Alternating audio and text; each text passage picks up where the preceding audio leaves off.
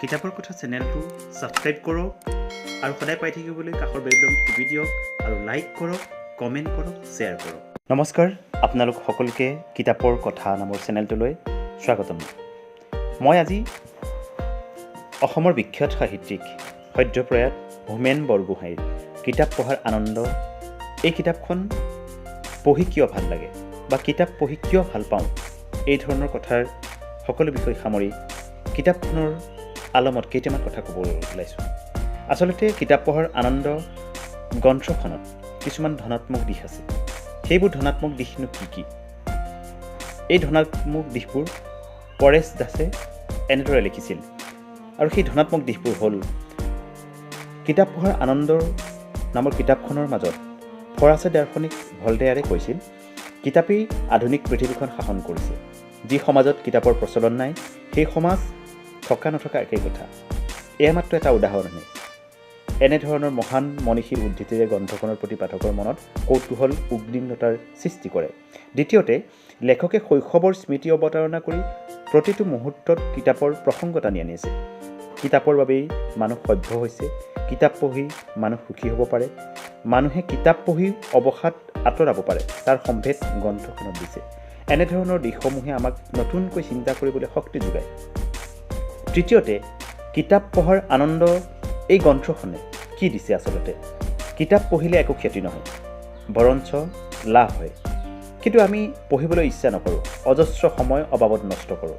কিন্তু গ্ৰন্থখন পঢ়াৰ পাছত কিতাপৰ প্ৰতি আমাৰ আগ্ৰহ দুগুণে বাঢ়িব, সেই নিশ্চিত। আৰু এটা কথা, গ্ৰন্থখনত উন্মোচিত হোৱা এটা উদাহৰণ হজৰত মহম্মদক লৈ।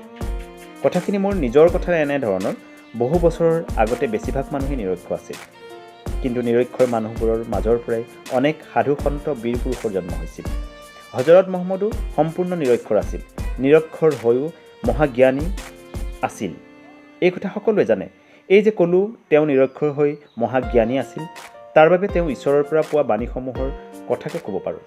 যদি বাণীসমূহ কোৰাণত লিপিবদ্ধ নহ'লহেঁতেন, প্ৰতিটো অমৃতময় শব্দ নাইবা বাক্য মানৱ জাতিয়ে মনত ৰাখিব নোৱাৰে। কিন্তু আজি নিৰক্ষৰ হজৰত মহম্মদৰ কথা তেওঁ কিতাপৰ মাজত বিচাৰি পাওঁ। এনেধৰণৰ আন উদাহৰণবোৰে কিতাপৰ প্ৰতি মন জাগ্ৰত কৰি তোলে। স্মৃতিশক্তি কেনেকৈ বৃদ্ধি কৰিব পাৰি, স্মৃতিশক্তিৰ সীমাবদ্ধতা, স্মৃতিশক্তি বৃদ্ধি কৰাৰ উপায়, ভাগৰ আঁতৰাবলৈ কি কৰিব লাগে, সৎ হ'বলৈ কিতাপৰ গুৰুত্ব কোনখিনি, কিতাপৰ নিচাই মানুহক ক'ৰ পৰা ক'লৈ লৈ যাব পাৰে, কেনেকুৱা কিতাপ পঢ়িব লাগে, কোনবোৰ কিতাপত কি থাকে, টান কিতাপ কেনেকৈ পঢ়িব লাগে আদি সকলোবোৰ দিশ সুন্দৰকৈ উদাহৰণসহ বিশ্লেষণ কৰিছে। ই নিশ্চিত যে গ্ৰন্থখন অধ্যয়ন কৰাৰ পাছত নিজেই চিন্তা কৰিব পৰা এক শক্তিৰ আৱিৰ্ভাৱ হ'ব। আৰু হোমেন বৰগোহাঞিৰ বিভিন্ন ধৰণৰ কিতাপ আছে, তাৰ ভিতৰত এই কিতাপ পঢ়াৰ আনন্দ, এই কিতাপখন সকলোৱে পঢ়া অতি প্ৰয়োজন। এইখন কিতাপ পঢ়াৰ পিছত আমাৰ কিতাপৰ প্ৰতি স্বাভাৱিকভাৱেই এক প্ৰেম জাগ্ৰত হ'ব আৰু সকলোৱে এই কিতাপখন আদৰি ল'ব। ধন্যবাদ। কিতাপৰ কথা চেনেলটো আপোনাৰ যদি ভাল লাগিছে আৰু আপোনাৰ যদি প্ৰিয় গ্ৰন্থ আছে, তেতিয়া আপুনি তলত কমেণ্টত আপোনাৰ প্ৰিয় গ্ৰন্থখনৰ নামটো জনাই দিয়ক।